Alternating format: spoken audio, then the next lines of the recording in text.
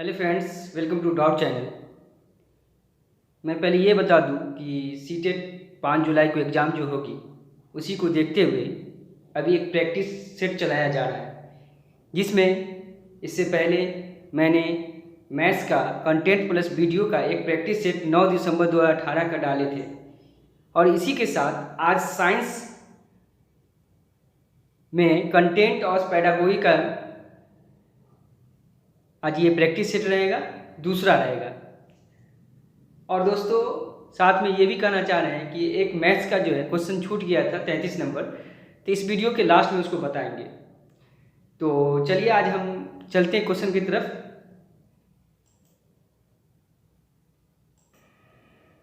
आज का पहला क्वेश्चन ये है कि निम्नलिखित में से कौन सा पेट्रोलियम का उत्पाद नहीं है। तो आपको बताना है इसमें से कौन सा पेट्रोलियम का उत्पाद नहीं है, प्रोडक्ट्स। तो ऑप्शन में देखा जाए तो सीएनजी, पैराफिन मोम और बिटुमिन्स किरोसिन। इस चारों ऑप्शन में सीएनजी जो है पेट्रोलियम का उत्पाद नहीं है। आप जानते हैं कि सीएनजी एक नेचुरल गैस है, इसका ये नहीं है। ठीक है, इसमें कौन कौन ऑप्शन है? पैराफिन मोम है, किरोसिन है और बिटुमिन है। यहाँ पे एस स लगा हुआ, बिटुमिन्स ये नहीं होगा। ठीक है, ये यहाँ पर क्वेश्चन में सीटेट के क्वेश्चन में बिटुमिन लिखा हुआ था, जो कि बिटुमिन है, ये पेट्रोलियम का उत्पाद है। तो इसमें ऑप्शन में बिटुमिन, पैराफिन, केरोसिन होगा, सीएनजी नहीं होगा ऑप्शन में। तो इसका ऑप्शन जो है पेट्रोलियम का उत्पाद कौन सा नहीं है? सीएनजी नहीं है। तो इसका ऑप्शन जो है आंसर क्या हो जाएगा? 1 हो जाएगा। ठीक है, इसी के साथ इससे रिलेटेड कुछ और क्वेश्चन है जो आप देखिए एग्जाम में पूछ सकता है।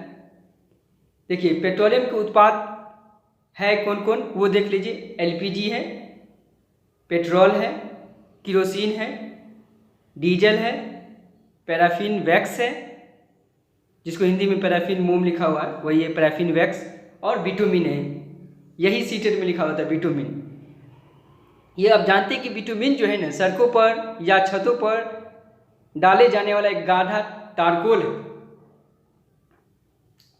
अब वहाँ छप गया था बिटुमिन्स, जो कि ये कोयला का प्रचलित नाम है, तो इसलिए यहाँ पर आप बिटुमिन समझिए। और ये पेट्रोलियम का उत्पाद है, लेकिन यहाँ पर आंसर में बोला कि इनमें से कौन नहीं है, तो सीएनजी होगा। ठीक है, अब देखिए आपको बताते हैं रेड डाटा बुक का रिकॉर्ड रखती है। कौन रखती है रेड डाटा बुक का रिकॉर्ड? विलुप्त प्रजाति, वनस्पति, पशु वर्ग और संकटापन्न प्रजाति। तो इसमें कौन सा ऑप्शन होगा? ऑप्शन नंबर 4 होगा। ठीक है, अब इसी से रिलेटेड आपको और भी क्वेश्चन दिखाते हैं जो पूछ सकते हैं एग्जाम में। तो चलिए आज देखते हैं इसी से रिलेटेड और क्वेश्चन। हाँ तो दोस्तों इसमें देखिए आप, क्या आप सब जानते हैं, रेड डाटा से रिलेटेड कुछ है इसमें पॉइंट, क्या आप सब जानते हैं कि दुनिया भर में लाखों प्रकार के जीव हैं जिनके बारे में हमें पूरी जानकारी नहीं है। तो इन जीवों में से कुछ जीव लुप्त हो चुके हैं और कुछ जीव जो है लुप्त होने की कगार पर है। जो जीव लुप्त हो चुके हैं वो जीव जो है किस कारण से लुप्त हुए हैं, और जो जीव लुप्त होने वाले हैं उन सभी जीवों का उल्लेख एक विशेष प्रकार के लाल किताब में किया जाता है, जिसका नाम है रेड डाटा बुक। अब देखिए दोस्तों, रेड डाटा बुक चलाता है कौन? दुनिया की प्राकृतिक संरक्षण की अंतर्राष्ट्रीय संस्था है, जिसका शॉर्ट नेम है IUCN, माने international union for conservation of nature. और दोस्तों इसी के साथ ये भी जानिए, कहीं पूछ सकता है कि दुनिया की प्रथम रेड डाटा बुक कब जारी हुई थी? 1 जनवरी 1972 को। और अब तक 5 रेड डाटा बुक प्रकाशित हो चुकी है, जिसमें से हम आपको दिखाते हैं 5 में से कौन है। इनमें से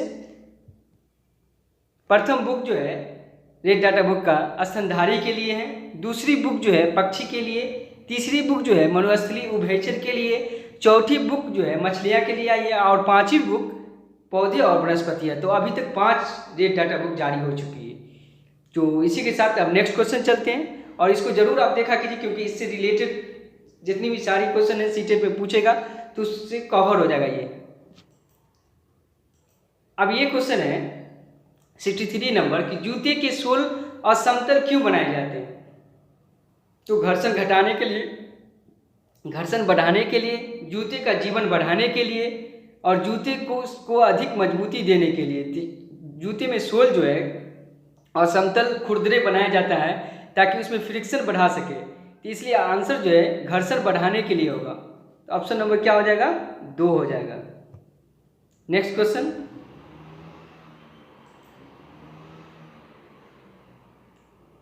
सिक्सटी 64 नंबर, सारिका ने आंसू जल को बोतल में लिया, एक डिस्टिल वाटर है उसको बोतल में लिया और पता लगाने की कोशिश की कि वह विद्युत का सुचालक है या नहीं, उसे प्राप्त होने की संभावना है। यह विद्युत का सुचालक है। दूसरा है यह एक विद्युत रोधी है या विद्युत का कमजोर चालक है या उपरोक्त में से कोई नहीं।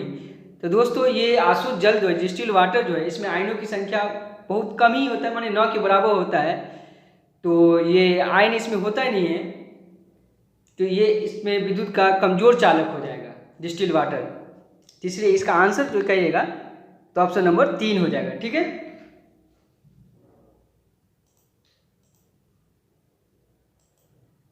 नेक्स्ट क्वेश्चन, निम्नलिखित में कौन सा कथन सत्य नहीं है? इसे पूछा है सत्य नहीं है, तो असत्य होगा कौन सा? सत्य नहीं है पूछा है इसमें। किसी विद्युत परिपथ में सुरक्षित प्रवाहित होने के लिए विद्युत धारा की अधिकतम सीमा, पहला है। दूसरा है कि सभी भवनों के विद्युत परिपथ में फ्यूज लगाए जा सकते हैं। हाँ, यदि परिपथ में उपयुक्त फ्यूज लगाया जाए तो सुरक्षित सीमा से अधिक विद्युत धारा होने को उड़ जाएगा, सही बात है। और लास्ट है, किसी विद्युत परिपथ में सुरक्षित प्रवाहित होने के लिए विद्युत धारा की न्यूनतम सीमा, ये सत्य नहीं है। तो ऑप्शन नंबर इसका जो है क्या हो जाएगा? ऑप्शन नंबर 4 हो जाएगा। ठीक है, कहता निम्नलिखित में किस स्थान पर चक्रवात जो है सबसे अधिक प्रभावित होने की संभावना है? दोस्तों ये क्वेश्चन 2 बार रिपीट किया कम से कम, तो इसे जरूर देखें। इसी के साथ और एक फिगर दिखाएंगे। इसमें ऑप्शन है पुरी, मुंबई, गोवा, पोरबंदर। सबसे ज़्यादा जो है पुरी जो है चक्रवात से अधिक प्रभावित होता है, तो इसलिए इसका आंसर जो है 1 हो जाएगा। इसी से रिलेटेड आपको दिखाते हैं एक फिगर इंडिया के नक्शा में कि पुरी है कहाँ पर।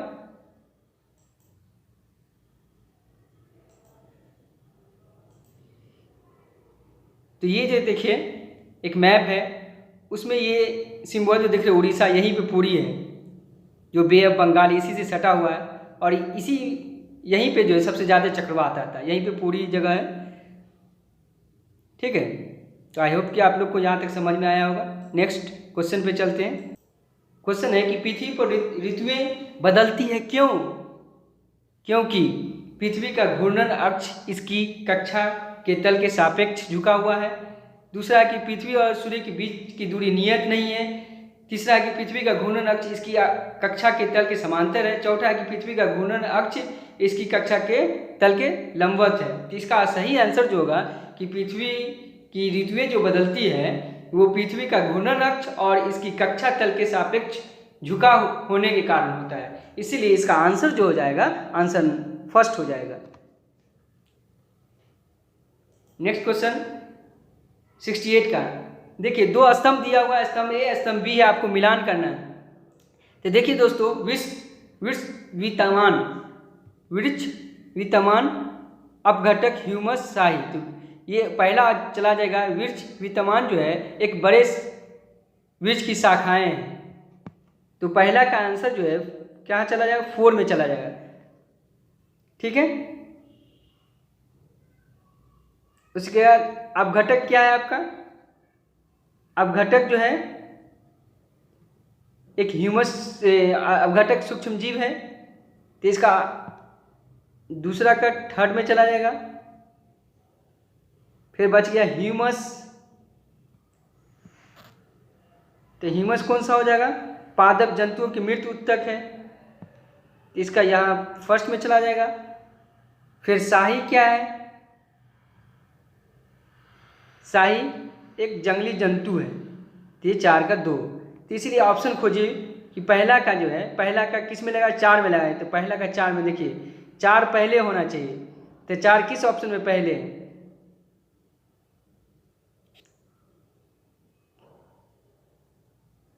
चार पहले ऑप्शन में, 3 में देखिए 4 पहले है और उसके बाद 3 है।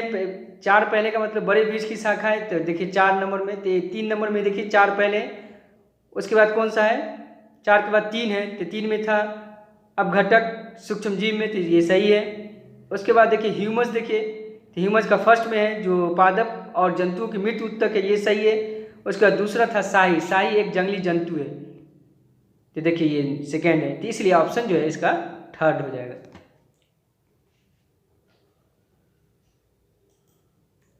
अब देखिए पेडागोगी है कि विज्ञान की रचनात्मक आकलन क्यों महत्वपूर्ण है। रचनात्मक आकलन हुआ फॉर्मेटिव असेसमेंट, तो आप ऑप्शन पढ़िए, उसका जवाब दीजिए कि ये शिक्षार्थियों में वैज्ञानिक दृष्टिकोण के विकास में सहायक है या निदानात्मक है। तीसरा ऑप्शन है यह विज्ञान के अच्छे प्रकार के समझने में सहायक है। चौथा ऑप्शन है यह लेना आसान है। तो इसमें सही आंसर जो हो जाएगा कि रचनात्मक आकलन जो विज्ञान में जो है डायग्नोस्टिक, यहाँ पे करेक्ट आंसर होगा। दोस्तों आंसर की के मुताबिक ये आंसर बताया जा रहा है, तो इसका आंसर की में यही आंसर दिया है यहाँ पर निदानात्मक। आप जानते भी निदानात्मक का अर्थ होता है पता लगाना, कि बच्चा जो जिस चीज़ में कमजोरी है, कमजोरी को खोज कर पता लगाना, फिर उसका निवारण करना। तो इसीलिए ऑप्शन जो है इसका सही आंसर जो है जाएगा ऑप्शन नंबर 2 पे जाएगा। नेक्स्ट क्वेश्चन 70, विद्यालय में विज्ञान मेले का आयोजन क्यों किया जाता है। विद्यालय में जो है विज्ञान मेले का आयोजन क्यों किया जाता है। पहला ऑप्शन शिक्षार्थियों को उनकी परीक्षा में अच्छे अंक प्राप्त करना, ये तो गलत है। विद्यार्थियों में विज्ञान में सृजन एवं प्रयोग करने की क्षमता एवं विकास करना, यही आंसर लग रहा है। अगला पढ़िए आप, शिक्षार्थियों के प्रदर्शन के आधार पर मूल्यांकन, ये गलत है। शिक्षार्थियों के विज्ञान में उच्च शिक्षा के लिए तैयार करना, ये भी नहीं सही है। इसलिए ऑप्शन नंबर 2 सही लग रहा है कि अगर विज्ञान मेला कराएगा विद्यालय में, तो इसके बच्चे के अंदर क्या आ जाएगा, साइंस में क्रिएटिविटी और प्रैक्टिकल भी हो जाएगा, प्रयोग खुद करेगा। तो इसलिए ऑप्शन जो है सेकेंड ये सही लग रहा है।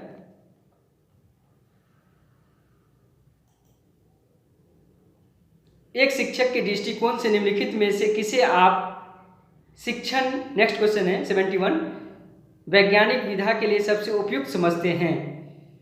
तो अवधारणाओं के शिक्षण हेतु तकनीकी प्रयोग दिखाना, ये नहीं सही है। शिक्षार्थियों की परियोजनाएं देना, ये भी सही नहीं है। अवधारणाओं से संबंधित गतिविधि को शिक्षार्थियों से कराना, हाँ गतिविधि एक्टिविटी यहाँ लग रहा है, ये सही लग रहा है। फिर 4 में है शिक्षार्थियों को कक्षा की अवधारणा को स्पष्ट करना, नहीं। अगर कहीं पे इस तरह का साइंस में क्वेश्चन गतिविधि के मिले तो उसको ज़्यादा आप तरजीह दीजिएगा और वही आंसर सही होगा, गतिविधि। तो देखिए यहाँ पे ऑप्शन नंबर अवधारणाओं से संबंधित गतिविधि को शिक्षार्थियों से कराना, ये सही आंसर है। यहाँ पे एक्टिविटी के जरिए वो सीखेगा ज़्यादा। देखिए NCF 2005 के अनुसार अच्छी विज्ञान शिक्षा जीवन के प्रति सत्य है, इसका क्या अर्थ है। अगर जीवन के प्रति सत्य है तो विज्ञान बालक को अर्थपूर्ण ढंग से व्यक्त करने में सक्षम हो, कि विज्ञान बालक को वैज्ञानिक ज्ञान अर्जित करने की है, ये भी नहीं लायक है। विज्ञान आसान जीवन व्यतीत करने में सहायक हो, कि विज्ञान बालक को कार्य की दुनिया में प्रवेश करने हेतु तैयार करे। तो बताइए इसका सही आंसर क्या हो जाएगा। तो NCF के अनुसार जो है अच्छी विज्ञान होना चाहिए कि विज्ञान जो है ना बालक को कोई भी काम दे तो दुनिया में प्रवेश करने हेतु बनाए, ठीक है, वो अपनी डेली लाइफ से जोड़ के लिंक करके बताए। तो इसलिए ऑप्शन जो सही ऑप्शन जो देखा जाए तो 4 सही आंसर हो जाएगा, ठीक है।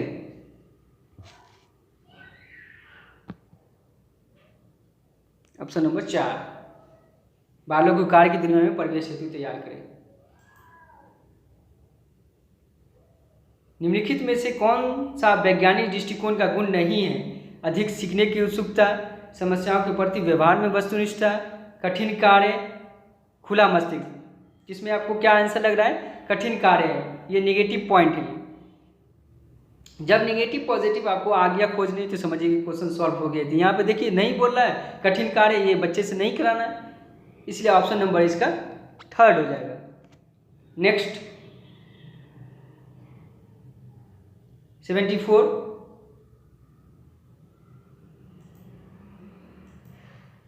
हरी कक्षा 6 के शिक्षार्थियों को घूर्णन पढ़ाना चाहता है, तो निम्नलिखित में से कौन सा सबसे अच्छी विधा होगी घूर्णन के बारे में? गतिविधि आधारित होगी, या उदाहरण देना, या प्रदर्शन देना, या चर्चा करना, तो कौन सा होगा? तो ये देखने से ही स्पष्ट लग रहा है कि पहला होगा, क्योंकि घूर्णन के बारे में बता रहे हैं तो एक्टिविटी के इस पे बेस पे पढ़ाइए बच्चे को तो ज़्यादा समझ में आएगा, इसीलिए ऑप्शन नंबर 1 होगा। नेक्स्ट 75, निम्नलिखित में से कौन सा विज्ञान अधिगम का एक महत्वपूर्ण उद्देश्य है? तो बताइए विज्ञान अधिगम का एक महत्वपूर्ण उद्देश्य क्या होगा? विज्ञान की विषय वस्तु जानकारी एकत्रित करना? नहीं। अध्ययनकर्ता ईमानदारी, अखंडता और सहयोग के मूल्य प्रति? हाँ, ये सही लग रहा है। अपने सहपाठियों को विज्ञान को ज्ञान अर्जित करने में सहायता? नहीं।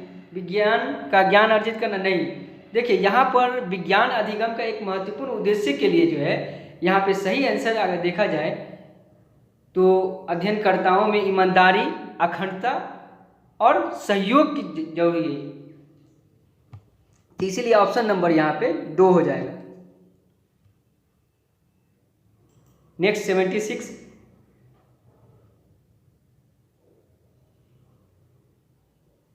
विज्ञान के मूल्यांकन में सतत और समग्र मूल्यांकन का क्या अर्थ है? अधिक आवृत्ति जांच एवं परीक्षा? गलत। अधिगम के आकलन हेतु सामान्य गतिविधि और अभ्यास? हाँ, गतिविधि और अभ्यास, प्रैक्टिस, एक्टिविटी के साथ प्रैक्टिस हो रहा है, तो इसका ऑप्शन नंबर सेकेंड सही हो रहा है, बाकी पर ये गलत है। ठीक है, इसलिए ऑप्शन नंबर इसका क्या हो जाएगा? सेकेंड हो जाएगा।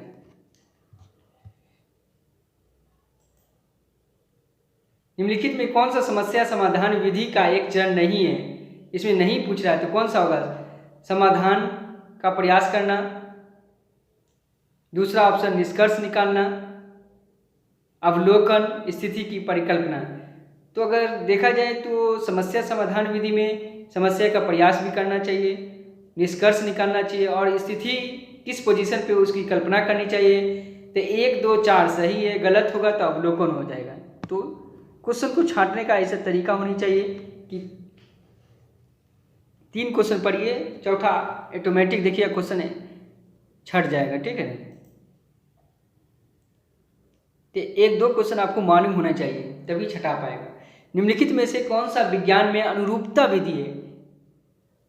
माने अनुरूपता का होता है एनालॉगी स्ट्रेटजी, जो है स्ट्रेटजी अनुरूपता विधि का एक चरण है।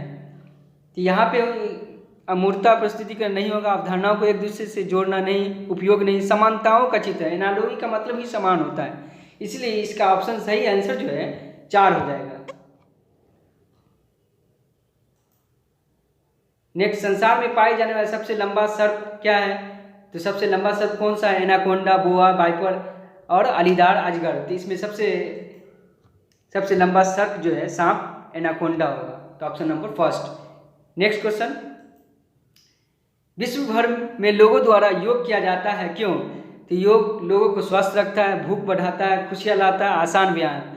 देखा जाए तो इसमें सब ऑप्शन पॉजिटिव लग रहा है, और योग करने से भूख भी बढ़ाता है, खुशियाँ भी लाता है और आसान व्यायाम भी है। लेकिन यहाँ पे सही उपयुक्त आंसर देखा जाए तो लोगों को स्वस्थ रखता है योग करने से, तो इसीलिए इसका आंसर जो है क्या हो जाएगा? फर्स्ट हो जाएगा 80 का। नेक्स्ट, चेचक के टीके का आविष्कार किसने किया? तो चेचक के रॉबर्ट कोच ने, एडवर्ड जेनर ने, अलेक्जेंडर फ्लेमिंग ने या रोनाल्ड रॉस ने? तो इसका फर्स्ट आंसर चेचक के टीके का खोज जो है एडवर्ड जेनर ने किया था। नेक्स्ट 80, इसी के साथ और भी कुछ दिया हुआ है जो खोज किए हुए, जैसे विटामिन ए का खोज किसने किया? तो मैकुलन ने, विटामिन ए का खोज मैकुलन ने किया। विटामिन सी का होलकट ने किया था। विटामिन सल्फा ड्रग्स, ये कोई इम्पोर्टेंट नहीं है, हत्यारोपण नहीं है। जो आपको इम्पोर्टेंट सीटेड से रिलेटेड उसको याद कीजिए। फिर उसके बाद देखिए ये इंसुलिन का खोज, इंसुलिन का खोज देखिए, इंसुलिन का खोज कौन किया था? तो बेंटिंग ने। कौन किया था इंसुलिन का खोज? बेंटिंग ने। बेंटिंग ने किया था। उसके बाद चेचक के टीका का एडवर्ड जेनर ने, देखिए अभी क्वेश्चन में था। उसके बाद टीबी बैक्टीरिया का रॉबर्ट कोच ने किया था। टीबी बैक्टीरिया का कौन किया था? रॉबर्ट कोच ने। उसके बाद नेक्स्ट देखिए, पेनिसिलिन का खोज किसने किया था? पेनिसिलिन का खोज अलेक्जेंडर फ्लेमिंग ने किया था। इससे पहले ये सीटेट में पूछ चुका है, तो इसलिए क्वेश्चन रिपीट कर सकता है, और उससे रिलेटेड और भी पढ़िए तो आपको आसानी होगा कि वो क्वेश्चन पूछ देगा। फिर बीसीजी का यूरिन कॉलमेट ने किया था। बीसीजी का क्या किया था? यूरिन कॉलमेट ने किया था, इसका आविष्कारक है। फिर रक्त परिवर्तन का कौन किया था? कार्ल लैंडस्टीनर ने। फिर डीएनए का कौन किया था? जेम्स वाटसन ने किया था। वाटसन और क्रिक ने किया था डीएनए का। तो इसी तरह इससे रिलेटेड जो है ना जोड़ के पढ़िए, तो जोड़ के पढ़ने से क्या होगा? इससे कि उसमें से कोई भी क्वेश्चन पूछेगा तो आपसे सॉल्व हो जाएगा। नेक्स्ट क्वेश्चन पे चलते हैं। 82 में निम्नलिखित में से किसका प्रयोग परिरक्षक के रूप में होता है? तो परिरक्षक के रूप में क्या होता है? सोडियम, पहला है सोडियम बेंजोएट, दूसरा है अमोनियम सल्फेट, तीसरा है सोडियम क्लोराइड, चौथा कॉपर सल्फेट। तो देखिए खाद के रूप में जो हमारे भोजन जो है खराब हो जाते हैं, या अचार वगैरह है उसको लंबे दिनों तक रखना है हमको, तो उसमें जो है ना दो ऑप्शन इसमें सही लग रहा है कि सोडियम बेंजोएट और सोडियम क्लोराइड। लेकिन इसके आंसर की में जो दिया हुआ है सोडियम बेंजोएट दिया हुआ है इसका, लेकिन सोडियम क्लोराइड भी है जो परिरक्षक के रूप में काम करता है। अगर पूछ दे तो ऑप्शन में देख के आप दीजिएगा सोडियम क्लोराइड और सोडियम बेंजोएट। अगर दोनों में से कोई भी ऑप्शन लगाते तो आपका आंसर सही हो जाता है। वो सीटेट आपको जो सीबीएसई जो लेती है वो आपको आंसर जरूर देता है, इसीलिए। लेकिन आंसर की में इसमें सोडियम बेंजोएट है, लेकिन देखा जाए इसमें ऑप्शन दोनों होना चाहिए, सोडियम बेंजोएट और सोडियम क्लोराइड, लेकिन आंसर की में 1 है, तो 1 लेके चले। आप सोडियम क्लोराइड भी लगाते तब भी आपको नंबर मिलता।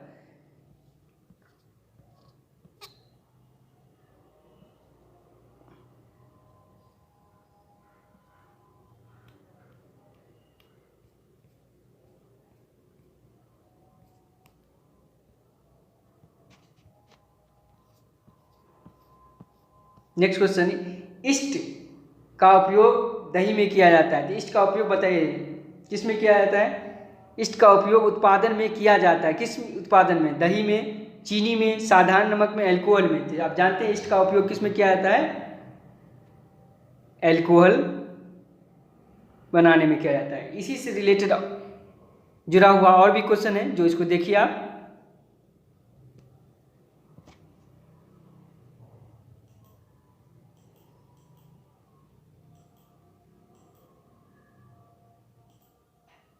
ये देखिए ईस्ट का उपयोग पिज्जा, वहाँ तो अल्कोहल था ईस्ट के, इसी का और भी ईस्ट का उपयोग पिज्जा, पाव, जलेबी, नान, ब्रेड इत्यादि में किया जाता है। या आटे के फुलाने के लिए मुख्य रूप से किया जाता है, जिससे ये अच्छे स्पंजी और फूले हुए बनते हैं। और बेकर्स खमीर, इसी से रिलेटेड बेकर्स खमीर जो है का प्रयोग मुख्यतः ब्रेड बनाने के लिए किया जाता है। तो इससे जोड़ के पढ़िए ताकि आपको क्वेश्चन और भी बन जाए। चलिए नेक्स्ट क्वेश्चन पे चलते हैं। नेक्स्ट क्वेश्चन है कि माइटोकॉन्ड्रिया, इसमें मिलाना आपको, माइटोकॉन्ड्रिया एटीपी के लिए है तो राइबोसोम क्या है? माइटोकॉन्ड्रिया का रिलेटेड किससे? एटीपी का। तो राइबोसोम का किससे होगा? तो राइबोसोम एक प्रोटीन है। राइबोसोम क्या प्रोड्यूस करता है? प्रोटीन का। तो इसलिए ऑप्शन नंबर इसका 2 सही है। लेकिन इसके साथ साथ और भी क्वेश्चन देखिए जो आपको पूछ सकता है। माइटोकॉन्ड्रिया राइबोसोम को पढ़िए आगे।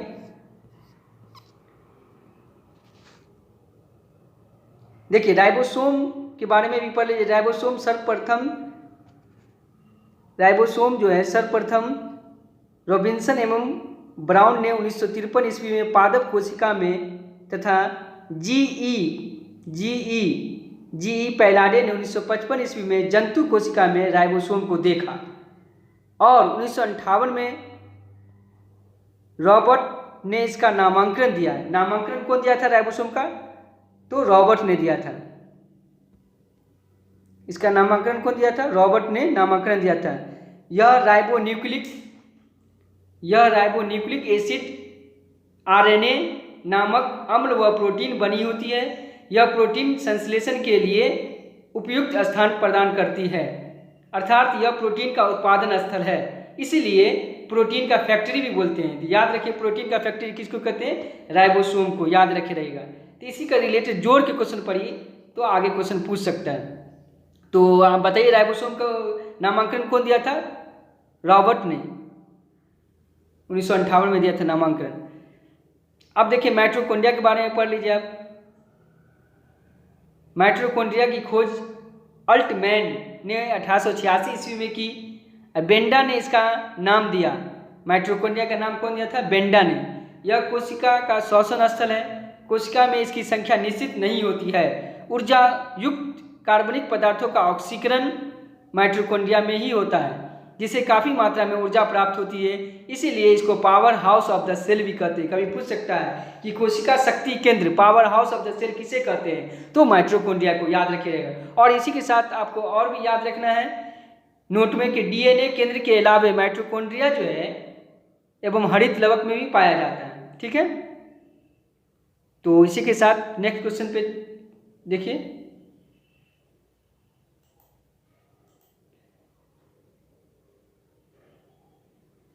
नेक्स्ट क्वेश्चन है कि यदि सरल लोलक की आवृत्ति 2 हर्ट्ज है तो 16 सेकेंड में कितने दोलन पूरा करेगा? तो बताइए इसका क्या फॉर्मूला होता है? फ्रीक्वेंसी इक्वल टू, देखिए इसके निकालने के लिए एक फार्मूला होता है, फ्रीक्वेंसी इक्वल ओसिलेशन। ओसिलेशन को हम ओ से दिखाते हैं, ठीक है, शॉर्टकट लिख रहे हैं यहाँ पे, ओसिलेशन बाय टाइम, टाइम को टी से दिखा रहे हैं। ठीक, अब देखिए इसको बनाने के लिए क्या किया, फ्रीक्वेंसी आपको कितना दिया? 2 हर्ट्ज, तो 2 रख दीजिए बराबर में। ऑसिलेशन आपको निकालना है तो वो रहने दीजिए। बाय टाइम दिया हुआ 16 सेकेंड, 16 नीचे में दे देंगे। ठीक है, अब देखिए क्रॉस गुना कीजिए। ओसिलेशन निकालना है, वो हमको निकालना है, तो ओ को 1 से मल्टीप्लाई करेंगे, क्या हो गया? तो ओ आ जाएगा बराबर 16 को 2 से गुना कीजिए तो 32 हो जाएगा। 16 दूनी 32। तो बताइए दोलन की संख्या, ओसिलेशन उसी को कहते हैं दोलन को, तो ओ का मान आया 32। तो यहाँ पे 32 कौन सा ऑप्शन में है? ऑप्शन नंबर 2 में है, तो इसका आंसर सेकेंड हो जाएगा। नेक्स्ट क्वेश्चन, ये क्वेश्चन बराबर पूछता है, इसको आप जरूर देखिएगा, ऑसिलेशन वाला ये क्वेश्चन। निम्नलिखित में कौन सी धातु वायु में रखने पर जल उठती है? तो वायु में रखने पर कौन जल उठता है? तो सोडियम। सोडियम एक अत्यंत अभिक्रियाशील धातु है, जिसको अगर बाहर रखिएगा वायु में, खुला छोड़िएगा तो आग पकड़ लेता है। इसीलिए इसको जो है केरोसिन तेल में डिबो कर रखा जाता है। ठीक है,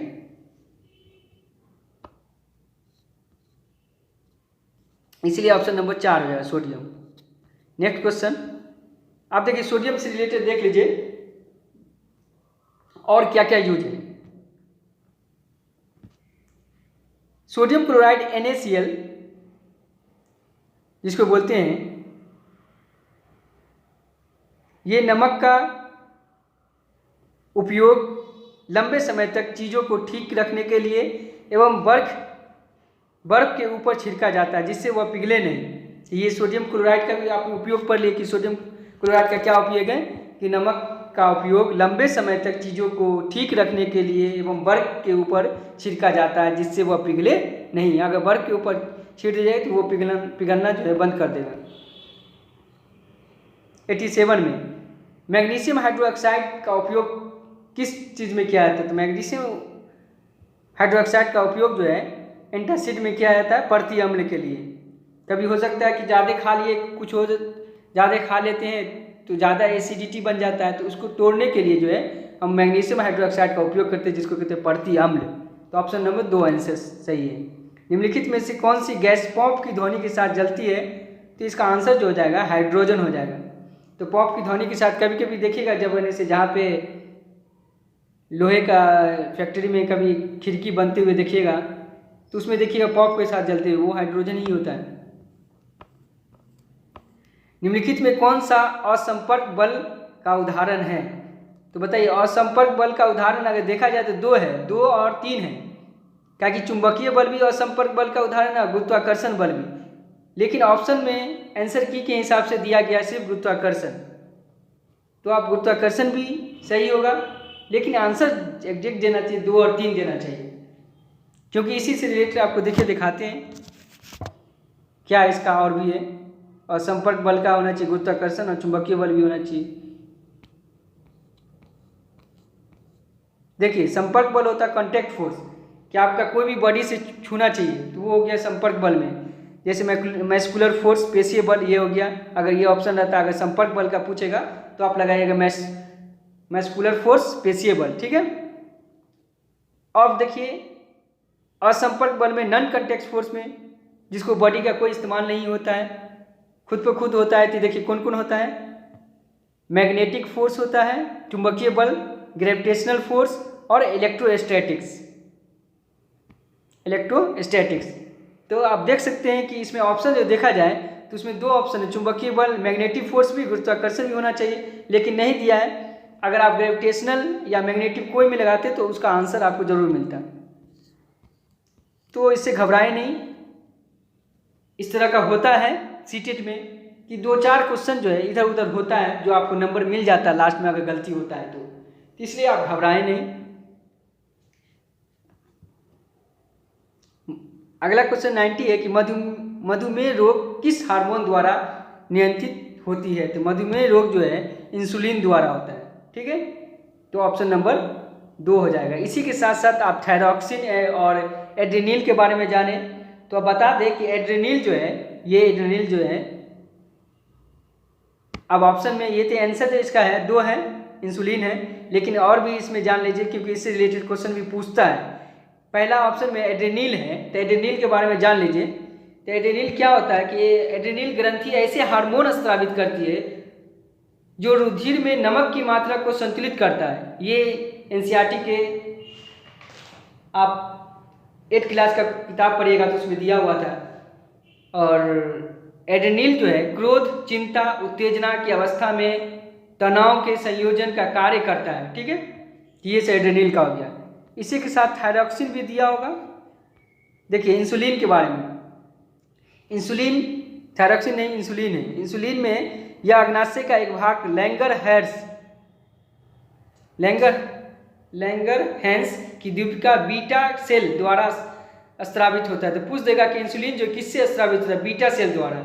इसकी खोज बेंटिंग एंड बेस्ट ने किया था। इंसुलिन की खोज पूछ देगा किसने किया था, बेंटिंग और बेस्ट। कब किया था, 1921 ईस्वी में। यह ग्लूकोज की ग्लाइकोजन बनाने की क्रिया को नियंत्रित करती है।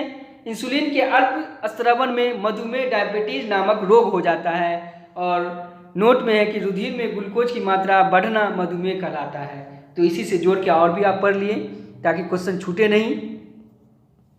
और एक क्वेश्चन हम बोले थे इससे पहले कि इससे पहले प्रैक्टिस सेट में एक क्वेश्चन छूट गया था जो आज आपको बताना चाह रहे हैं। तो शुरू वीडियो में भी बोले थे आपको, तो इसको सॉल्व कर देखिए। 1700 मीटर स्क्वायर क्षेत्रफल के एक आयताकार है। टैंक को भरने के लिए, अब टैंक जो है क्या है, टैंक आयताकार की तरह ही है तो घनाभ होगा। तो भरने के लिए 140 मीटर पानी की आवश्यकता होती है। तो टैंक में पानी के स्तर की ऊंचाई क्या होगी। तो देखिए इसको बहुत आसान है, निकल जाएगा।